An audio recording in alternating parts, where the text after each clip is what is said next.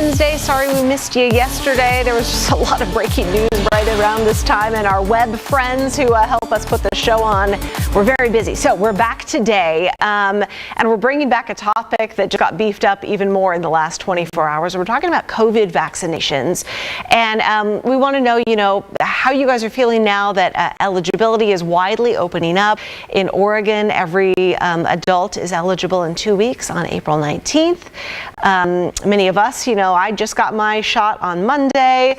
Brenda's next Monday. Drew, what are you, Thursday or something like that? Tomorrow. And Thursday, yeah. 3:30 p.m. Oregon City. Fred Meyer, see you there. Yeah, Stop so we're excited. So we know about that, but it just seems like, for every big good news movement going forward, we take a step back. And so Oregon is clamping down on restrictions once again, and this all takes place on Friday. So this is going to be the new color-coded map as of Friday. And you can see up there in the corner, yellow is, wait a second. Well, yellow's moderate, but you're talking about okay, no one is risk. extreme. Yeah. There we go. Yeah. Now I can see. Yeah. And Multnomah and Clackamas County will become high risk. We have been in the moderate yellow, but now you can see we're going to be moving orange. So is Bend and Redmond and Deschutes County going to be moving up to high risk? So what that does is it changes the capacity limits for indoor stuff from 50% to 25%, like at restaurants and bars and theaters and stuff. Other counties, there's 6 other counties right on the edge of going into the extreme category, which no one is in right now. Because Oregon is one of the states where the cases are just kind of slightly trending up. So they said, okay, everyone get vaccinated. We got to beat this surge. But one of the big things that comes with the extreme risk category, right, is no more indoor dining at all. Yep. If you're a restaurant that falls in one of those counties, you'd have to go back to no more indoor dining. And that would be, there's a level of frustration for whatever the reason. If we were to go backwards, if we continue to go backwards, I should say, because obviously going back to high risk is already going backwards. California yesterday just announcing they are opening up everything June 15th. They're doing really well, and they have had all adults be able to get vaccinated, I think, as of this week. So, it's just a different story in different states across the country. So we want to know how you guys are feeling about it. We also did a really deep dive into vaccine hesitancy. Our KGW investigator, Kristen Severance, talked with some people who had some really great insight and validation into some, legitimate worries about it. And some people who've come around and said, I am going to get the shot. So let's watch her story, and then we'll check in on how you guys are feeling. Basically, it comes down to this. The fewer people to get the shot, the longer it takes to get to herd immunity. And that's where enough people are immune to the disease. We really wanted to understand, who is vaccine hesitant and why. So we talked to researchers from the Delphi group out of Carnegie Mellon University. Every day they ask thousands of people on Facebook if they got the shot, plan to get it, or why they won't. They've surveyed 2 million people since January. 77% of people polled are either vaccinated or plan to be. 23% remain vaccine hesitant. Of those who are hesitant, the data shows that 70% are most concerned with side effects. When it comes to age, vaccine hesitancy is the largest in young people. 31% of people 18 to 24 years old said they may not get the vaccine. Alex Rundhart is an associate professor at CMU. That was something that jumped out at us, the amount of young people who are hesitant.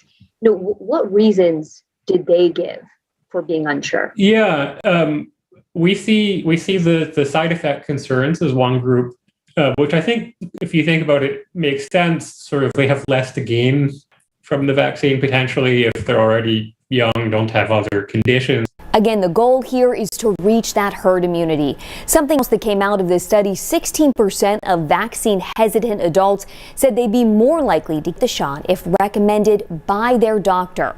I talked to a doctor at OHSU about this and really how physicians have had to sort of change their approach when talking to patients about getting the COVID vaccine. And you can watch the entire story right now on our YouTube channel or go to kgw.com. A lot of you are weighing in on the stream on this. I have a question for Lindsay because she posted, I have never had a flu shot in my life. I'll pass on the COVID one too. So Lindsay, tell us why. Like, what is it? Is it new? Is it something else? I'll be curious to read your follow-up comment. Jeff Lucas, one of our regulars, said, I tried to make an appointment, but none are available online yet. You just got to kind of get everything to line up. We've been trying at my house for a while, and my daughter just got hers. I've got mine on Monday. She's going to have hers on Tuesday. You guys, it was hilarious, though, because yesterday I was upstairs, I don't know, just like doing some chores, and I heard, "Mom!" And she came tearing out of her room. She said, "I got an appointment." It was like I never thought that we would be so excited about a shot until the pandemic hit. So the viewers that are chiming in, Brenda, Nina, Keely on Facebook right now, our Facebook live stream, are answering the question that we posted at the top of this live stream. Are you getting vaccinated? Point blank, simple and easy. And you just mentioned one of our viewers talking about not wanting to get it, just as she chooses not to get the flu shot every year. But Virginia Carlson says, I'm an essential worker. Good morning, Jeannie Carlson, by the way. And she says she finished her 2 doses of shots last month. Jay talked about getting his 2 doses of the Pfizer vaccine already. Freddie Weaver says, it's about time, exclamation point. He says, people need to be vaccinated. Oregon, he says, has been so slow to protect everyone. And when I read that, I thought, do you guys feel that way? I mean, I feel like we've been doing a pretty good job here in the last month or so of getting a lot of people in and getting vaccinated. So I don't know. I guess I'm sticking up for the state, which I know is not a popular thing to do, and I wouldn't do it for everything. Believe me, I can't believe that we're starting to go backwards in terms of risk levels. I could get on that right now, but I'm just saying in terms of the vaccinations, I feel like we've been getting the job done pretty well here the last few weeks, and I know I'm surprised. I guess, and you can chime in about this. I am surprised to hear some people still, running into problems just booking the appointment. And I guess it comes from a point of view where I didn't have to do it myself. My wife said, Drew, I've got it. And somehow she was online last Friday, got into that Fred Meyer in Oregon City, got us both our vaccination appointments. Then she made dinner, then made the bed, and then made my lunch for work the next day. What do you do? I'm kidding. She didn't do any of the other things, but she did get that appointment, what I thought was pretty easily last Friday. You guys just keep trying, because we were in the same boat. It was like once you kind of know that you're eligible, and then you may get a notification, a text or an email, and then you hop on. Yesterday, it was 9 a.m. that things opened up, and we were on the OHSU site, and boy, just could not get through. And we ended up just kind of leaving that be and waiting for another invitation to come, which they will, so you guys keep trying. Did you consider, Brenda, checking out any of the local pharmacies? Oh, we did all those within a 50-mile radius. Okay, still not that easy. Nothing. Okay.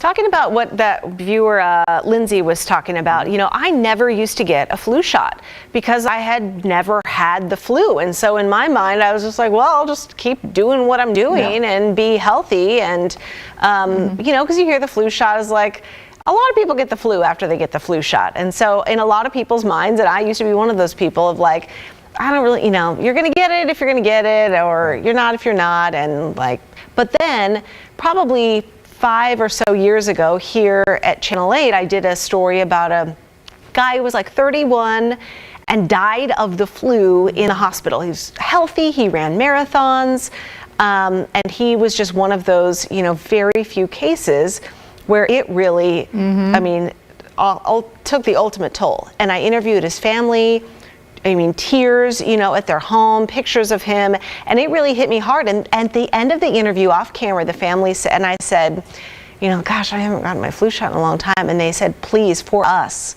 will you get a flu shot, please? And it was around that time of year. Wow. And so I went and I got it. And I've gotten one every year since, just because I think of them, and what does it hurt, in my mind. And so I don't feel that way about the COVID vaccine. I got the first shot of the COVID vaccine just to have the peace of mind. But I know a lot of people are really hesitant because it was, an emergency use authorization. It is not fully approved by the FDA, like so many other, all the other vaccines have to be, but in this case, it is under emergency use. And I know that, weirds people out, and the government aspect of it, that helped push these companies forward. So I understand, where people are coming from. There is also a level of, in some cases, defiance, right? Like, I don't think I need it. I don't believe in it. I don't want it.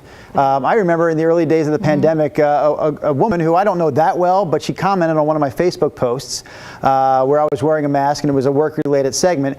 But she said, "Oh, the mask! I can't believe it. I'm not doing it. No one's going to tell me how to wear a mask." We remember those conversations. Sure. And I feel like some of those same sentiments come out when it comes to the vaccine. And I just heard from a woman, actually, that I know, know who said, well, I got COVID a few months ago, didn't knock me down, wasn't too bad, just kind of, bothered me for a couple of days when I had it. But anyways, her point was, I've got it already, so I'm not going to worry about the vaccine. So I think that she's probably not alone in that camp, right? So there are a lot of reasons, I guess, to your point, Nina, for people not getting it, whether you believe in those reasons, agree with those reasons or not, they're there.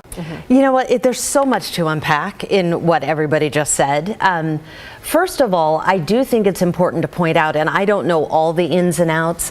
I try and trust the science. I know we're not getting it all right as far as rollouts and when we do this, and it's clunky, but I think it's important, and I think that people should not be scared away by thinking it's not quote unquote approved. I kind of worry when we say that.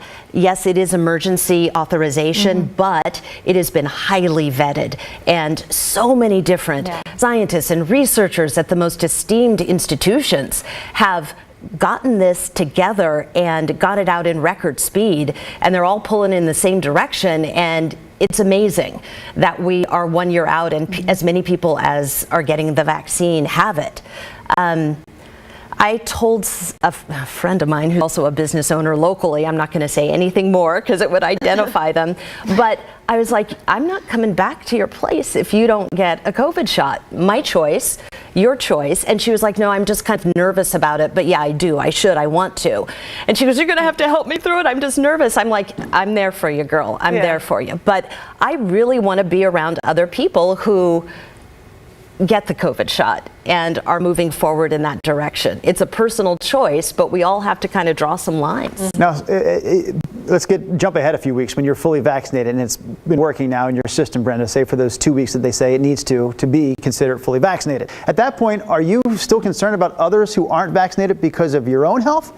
Because I thought you're protecting yourself from those people who aren't vaccinated by getting vaccinated, but maybe I'm not understanding it the way I should. No, I mean, I will go out again, and yes, I do feel like I'll have good protection once I get, both of those shots. But the example of the person who owns that business, I guess, what I'm saying is, if you go back in there, really, you're not putting yourself at risk if you've been vaccinated. They're only putting themselves at risk by not getting vaccinated? Yep, potentially. I mean, I feel pretty strongly about it. I mean, I don't think that I don't know. I so don't is it more think about that taking a stand? I'm really grilling you here, Brenda Braxton. Is it more about taking a stand, saying, hey, everyone needs to do this, and that includes you, and I'm not coming in your place because I don't think you, gotcha. I think it's important. I mean, I care about her. I think it's important for her. I think it's important for all of us. Somebody was asking on the stream, and I don't think I have the comment pulled up, but he was asking, okay, if the immunity only lasts 6 months, does that mean that we're going to have to get booster shots? Does that mean that we're going to start all over again with so many people like jockeying for a position to get in there and get a shot in the arm? Hopefully by that time, we will have more supply. Well, it's only been 6 months, so they can only say, oh, we know it's safe for at least 6 months. Right. We'll tell you in a year if it lasts a year, That was one of our stories last week, though. We had the story, I forget which pharmaceutical company it was, who said they're developing now both, Pfizer and Moderna both say at least 6 months, just because it's been that long, that they could test it.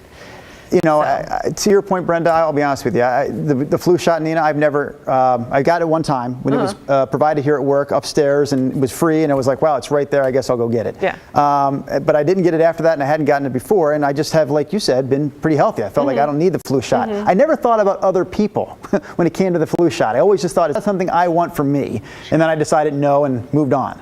But this is different, right? Because same with this COVID shot, honestly, if I'm going to be completely honest with you, I'm not like, I can't wait to get it. I'll feel so much better when I do. I feel pretty darn good already. Whether I should or I shouldn't, that's how I feel. But it's because of everyone else. And I feel like it is important that we all get into this herd immunity situation here at work, outside in the real world. That's why I'm getting the shot. It's not really because I want to get it for me. It's because I want there to be just peace, calm, and normalcy again when it comes to this pandemic around the area. Keels, how do you feel about all this stuff? I mean, I totally agree on the flu thing. I mean, I agree with you, Nina. Up for years, I never got a flu shot. Didn't think about it. I think I got one in college, and then I just never got it until about 15 years ago. I actually got the flu, and it knocked me out. I mean, I could bear. I had never been that sick in my life for days. And I mean, it was so bad that I was like, I am committed to getting every vaccination, every flu shot. You put in any, because there's a reason for them and they work, you know, and ever since then, I've gotten the flu shot and I've never, knock on wood, gotten the flu. I mean, obviously people have differing opinions on vaccinations. I mean, these are unbelievably smart people who can put these things together. And, I'm a true believer in science. I am a scientist. So, I think vaccines are the best. And then it's just the thing of like, if you do get sick, you don't beat yourself up of like, God, if I would have gotten that shot, like I may not be feeling like this. Then if you would have gotten it, you're like, well, I did all I could do. I protected myself as much as I could. Right.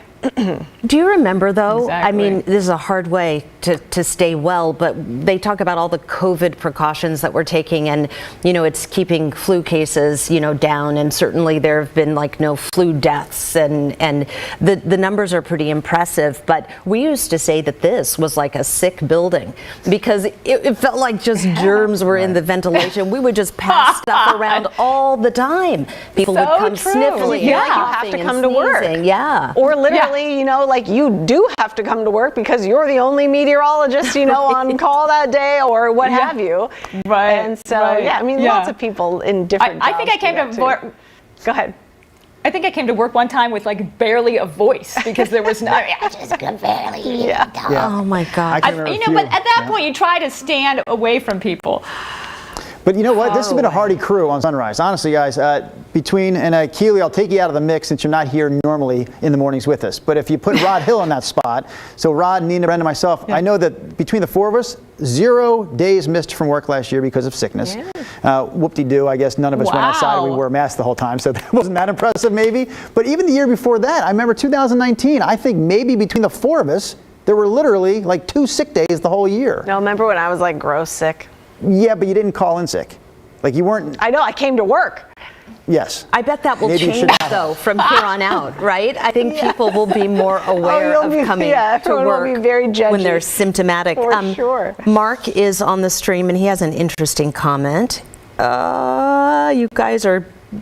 Oh, you're losing it. I am, but literally. I'm going to try to make it for you. As a professor of higher ed, it will be a challenge, Mark says, to return even after vaccinating, as our class sizes are too large, rooms too small, will remain remote. That's an interesting perspective. And then Clarity Sanderson, I love the first name Clarity, that's awesome. We're in a race against the variants. Isn't that the truth? Mm-hmm. It was interesting that that they came out. I want to credit the CDC for deciding that in classrooms, at least for K through 12, they determined that it was okay to limit the kids to just 3 feet of social distancing. Right? You guys have seen that. Now some of the schools in the area have decided to still stick with that 6 feet of social distancing. Maybe the plan was already in place and they didn't want to go back, but it has already been decided that at least amongst the younger kids in school, they've determined that 3 feet of social distance is acceptable. So, as long as if they keep narrowing down that window of social distance requirements, then, we can get more kids back into the classroom, and maybe that will extend into the college level, like our last viewer just mentioned. What I don't understand is, and I know NBC Nightly News has done this, talking to nurses and doctors, but those in the medical field, really in the real deal trenches of hospitals, those people, the percentage of people who are choosing not to get a vaccine. And it's kind of like when you see, I have a friend who's a pulmonologist, that's a lung doctor. And that dude smokes cigars every day, A lung doctor. Yeah. And you see, people in scrubs and stuff outside of hospitals or doctors' offices smoking.